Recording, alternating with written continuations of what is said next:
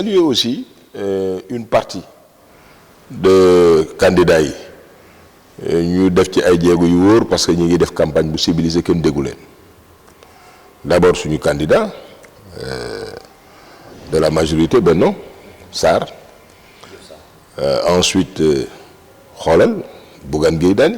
xoolal Pape Diop xoolal la Dame Wardini mais ñi ngi dérouler ci xel ci xalaat débat d'idées di waxtaan di décliner mais loolu tey grain de sable mooy li ñu dégg démb ce pyromane toujours le pyromane ce Diaz là mooy kan ba war a am le monopole du cœur di saaga di mais naka nga mën a dëkkee ci menace et li ma naqadi mooy dégguma tey kenn ci société civile bi démb ba tey mu condamné les propos irresponsables de ce candidat au nom de quoi mën nga dëkk ci fitna guddeeg bëccëg yaa ngi saaga soo saagul yaa ngi provoqué waaw mais kooku si on a la malchance d'avoir ce type là à la tête de la mairie fu ñu jëm il va bloquer le pays tout le temps parce que tout le temps il a des sautes d'humeur et li ma naqadi société civile bi mais tey fii ñu toll mais Sénégalais yi on a l'impression aujourd'hui que personne ne veut entendre ces propos extrêmement graves qui ont été tenus d'hier à aujourd'hui te kenn waxu ci dafa mel ni comme les gens préfèrent aujourd'hui faire une politique de l'autruche bañ a xool la réalité bi am alors que la réalité veut aujourd'hui que tout le monde unanimement condamne les propos aussi dangereux c'est très dangereux matul sax li mu doon mais politique lu nekk di nga ko dégg Ablaye Wade lan la déggul ci àdduna Macky Sall bii tey lan la déggul ci àdduna dafay tax ngay verser ci yenn logique tranchée yi pourquoi mais Dakar est trop sérieux pour que ñu koy mettre à la main aujourd'hui entre des mains inexpertes c'est un problème extrêmement grave société civile bi dégg nga ko mu wax ko mais tey kenn warul xalaat tey ne yaa ngi brûler dëkk bi sans impunité totale sans dafay tollu fenn foo xam ne dootul sax l'affaire des forces de la force publique mais ñun ñëpp la war a interpeller c'est surtout un manque d'expérience et ensuite j'irai plus loin pour dire que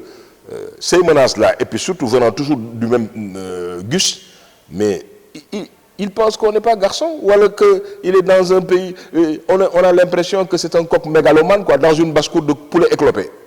kenn amul fulla pour jàkkaarloo mais quand tu as des responsabilités am na foo xam ne soo fa jaaree am expérience doo def yii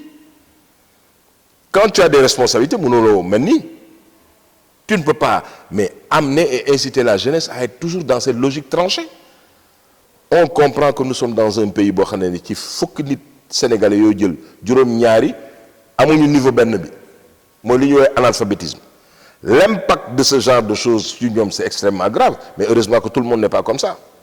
mais il faut que sénégalais yi xam ne que ñii suñu leen téewul y a un problème mënoo nekk ci dëkk boo xam ne tu es en permanence en campagne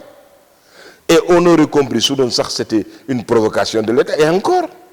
mais xoolal mais tu n'es pas que le seul candidat Bougane Gueye dégg nga ko tey mu nekk ci logique yooyu gis nga tey Diouf Sarr nekk ci logique yooyu la Dame Wardini gis nga ko li mu def Pape Diop gis nga ko mais c'est des gens qui ont développé mais ils ont fait de très belles campagnes il y a aujourd'hui des jeunes qui sont du même âge mais qui sont très responsables qui savent ce que c'est qu'un État mais tu ne peux pas le secouer comme ça c'est des intérêts et c'est des enjeux extrêmement importants yoo xam ne soo ko xamoon doo nekk toujours sur des logiques tranchées mais vis-à-vis de l'extérieur mais par rapport aux relations que nous avons avec l'extérieur mais par rapport aux problèmes de sécurité par rapport à l'éducation par rapport aux problèmes hospitaliers xoolal jéego yi ñu def tey ci résilience bi par rapport au Covid mais suñu naree perte loolu yëpp parce que dañu nekk ci en campagne permanente wala boog